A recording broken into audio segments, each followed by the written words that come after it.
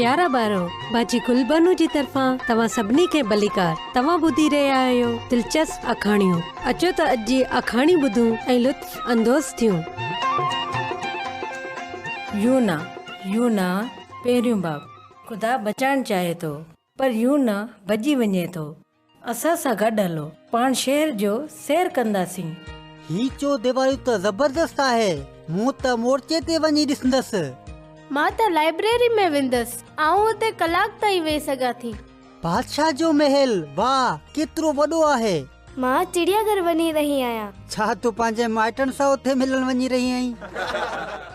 घणा साल अॻु ख़ुदा हुन शहर ते नज़र कई, पर हुन शहर जे ख़ूबसूरत शहरनि खे ॾिसी घणो ख़ुशि न थियो।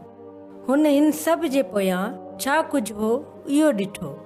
घणी नफ़रत ऐं झेड़ा, ठगी ऐं क़तल हुन शहर जा माण्हू अहिड़ी तरह कंदा हुआ ॼण त ख़ुदा जो कानून जो को वजूद ई न हुजे। इहे पंहिंजे ठाहींदड़ खे विसारे चुका हुआ।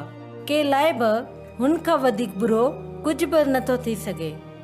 जेकॾहिं ख़ुदा वेझे खां तव्हांजी ज़िंदगी ते गौर करे त उनखे छा नज़र ईंदो। उनखे गुनाह जी सज़ा ॾियणी पवंदी, छाकाणि त हू पाक आहे।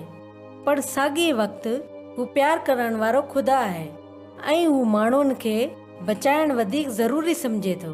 तंहिं करे हू उन्हनि खे ख़बरदार करणु चाहे थो।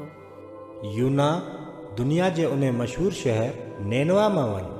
उते प्रचार करे उहो सम्झा त मां उन्हनि खे उन्हनि जे गुनाहनि जे लाइ कीअं सज़ा ॾींदसि, छाकाणि त उहे माण्हू मूंखे विसारे चुका आहिनि। यूना वियो, पर नैनवा ॾांहुं न।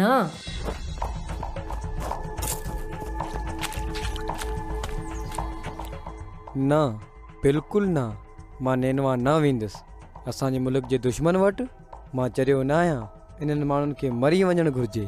अड़े, हिते बंदरगाह ते हिकु सामूंडी जहाज़ आहे। मां इन्हनि खे सुठी रक़म ॾे हितां परे हलियो वेंदुसि। ख़ुदा खां परे भॼणु तमामु महांगो आहे।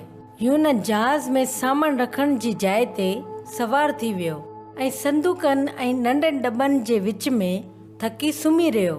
यूना बेवकूफ़ हो। छा को माण्हू ख़ुदा खां भॼी सघे थो? दुनिया जे आख़िरी छेड़े ते बि इहो असांखे ॾिसी सघे थो ऐं ख़ुदा अञा बि यूना खे ॾिसी रहियो हो। हिकु खौफ़नाक तूफ़ान आयो। जहाज़ हलाइण वारो पंहिंजे देवतनि खे पुकारण लॻा। ज़िंदा ख़ुदा जेको हुननि खे बचाए सघंदो हो, हू उन ई ख़ुदा खे न ॼाणींदा हुआ। उहे सामान खे जहाज़ मां ॿाहिरि उछलाइण लॻा त जीअं जहाज़ जो वज़न घटिजी वञे। जहाज़ जे कप्तान यूना खे झंझोड़े उथारियो। अरे उथ, पंहिंजे ख़ुदा खे पुकार, शायद हू असांखे बचाए। यूना जल्दी सां उथियो ऐं सभु कुझु ठीकु थी वियो। तूं केरु आहीं ऐं तूं किथां आयो आहीं? तूं छा कमु कंदो आहीं? आऊं यूना आहियां। आऊं ख़ुदा जी इबादत कंदो आहियां जंहिं आसमान ऐं ज़मीन खे ठाहियो आहे। आऊं ई हिन तूफ़ान जो सबबु आहियां, छाकाणि त मूंखे पंहिंजे ख़ुदा जी नाफ़रमानी कई आहे। हाणे असांखे छा करणु घुरिजे? मूंखे समुंड में उछलाए छॾियो ऐं पोइ सभु कुझु ठीकु थी वेंदो ऐं ख़ुदा तव्हांखे बचाए वठंदो।